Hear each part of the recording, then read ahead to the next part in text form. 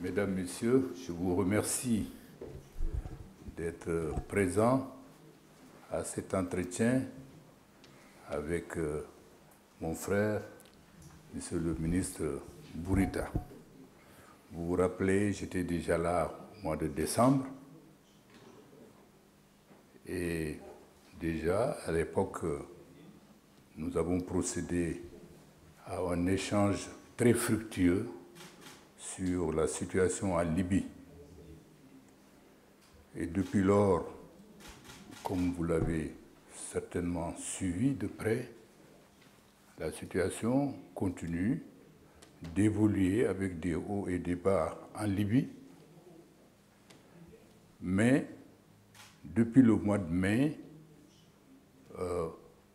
une certaine évolution positive a été notée. Le comité interparlementaire 6+6 s'est réuni ici au Maroc, à Bouznika, et après des négociations intenses, ils ont abouti à un accord sur les lois électorales. Depuis le mois de mai, ces accords ont pu être consolidés à tel point que maintenant, nous avons des lois électorales qui sont publiées par la Gazette, ce qui nous donne aujourd'hui une base légale pour aller aux élections en Libye. Bien entendu, les élections, pour qu'elles se déroulent, il faut bien entendu des lois électorales, ça c'est la base, et c'est très important, mais il faut, pour accompagner l'application de ces lois dans un pays en crise comme la Libye, des accords politiques de bonne foi, des accords politiques qui sont contractés par les principaux acteurs pour qu'un environnement politique favorable soit créé pour les élections. Et c'est dans ce processus que la MANUL, la mission d'appui des Nations Unies en Libye, s'est engagée. Je suis venu aujourd'hui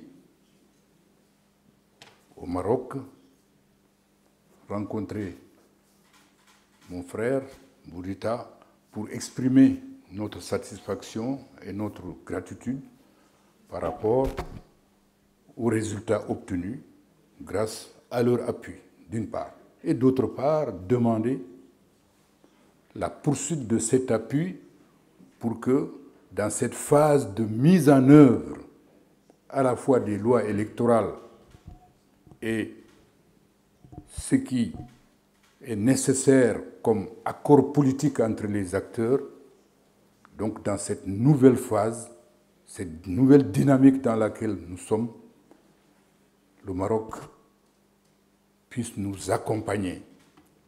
Aujourd'hui, le peuple libyen a besoin de sortir de cette impasse. Le statu quo n'est pas tenable. Il comporte même des risques graves si on ne sort pas au plus tôt de cette crise. Il y a un environnement de plus en plus préoccupant sur le plan régional. Et la Libye a aussi, malgré cet environnement régional préoccupant, une opportunité d'offrir au monde une solution. Le peuple libyen aspire à cela. Les leaders de la région aspirent à cela. Que dis-je?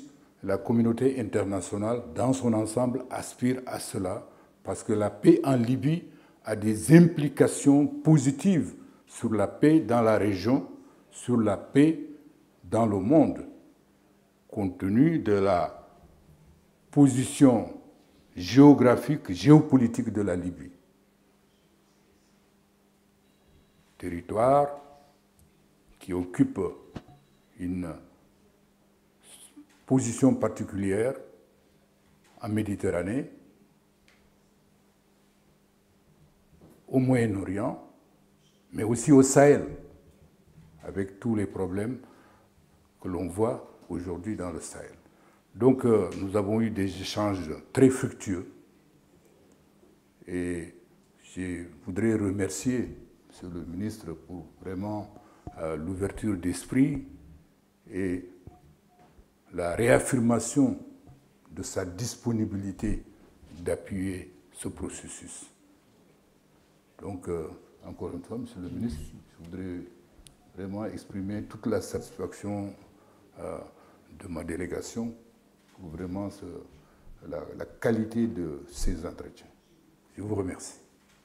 قبل ما تخرجوا ما تنسوش تابوناو في العشان يوتيوب وبارطاجيو الفيديو وديروا جيم وتابعوا الدار على مواقع التواصل الاجتماعي.